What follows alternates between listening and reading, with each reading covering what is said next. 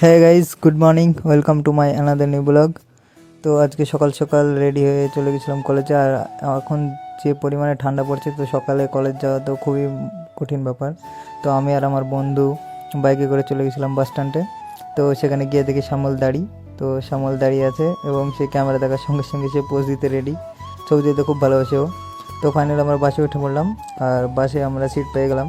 তো বাসে খুব জ্যাম ছিল, তাই আমাদেরকে সামনে বসতে হয়েছিল। তো রাকেশ এই সিটের জন্য খুবই ইতস্তত বোধ করছে। আমাদের ভাড়াগুলো দিয়ে দাও, ঠিক আছে? স্বামীর ভাড়াগুলো দিয়ে দিল, স্বামী খুব ভালো মানুষ। আর আমরা কলেজে চলে আসলাম, ঠিক আছে? স্বামীরা চলে এলো। আর ক্লাস শেষ করে আমরা সবাই মিলে হাঁটতে হাঁটতে চলে গেছিলাম ফুড ফেস্টিভ্যালে। তো আমাদের কলেজ থেকেই সামান্য, তো সেই জন্য আমরা হাঁটতে হাঁটতে চলে গেলাম সেখানে। তো সেখানে গিয়ে দেখি প্রচণ্ড ভিড় আছে, অনেক মানুষজনই এসেছে সেখানে। তো সেখানে টিকিট ছাড়া প্রবেশ করতে দেবে না, তো সেই মতো আমরা টিকিট কাটতে চলে গেলাম। তো টিকিট মূল্য মাত্র 10 টাকা। কেমন লাগছে?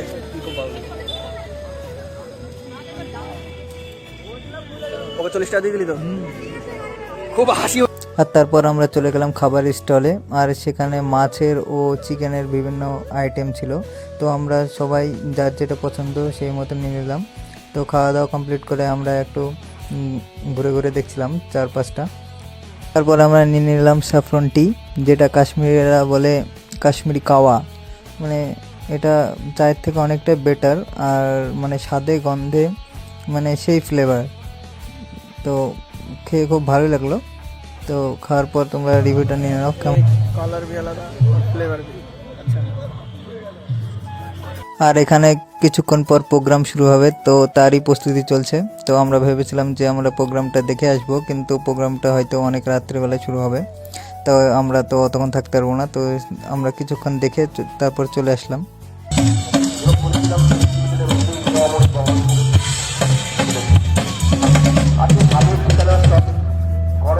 আর এখানে পানের অনেক ভ্যারাইটি পাওয়া যাচ্ছে। আর যেহেতু আমরা পান খাই না, তো আমরা শুধু দেখলাম।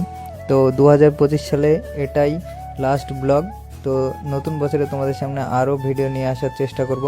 তো আমরা বাস স্ট্যান্ডে চলে আসলাম। তো রাকেশ এখানে বাইক বার করছে, আর শামিলে তো প্রচণ্ড ঠান্ডা লেগেছে। তো শামিল এখানে দেখো তোমরা কি করছে।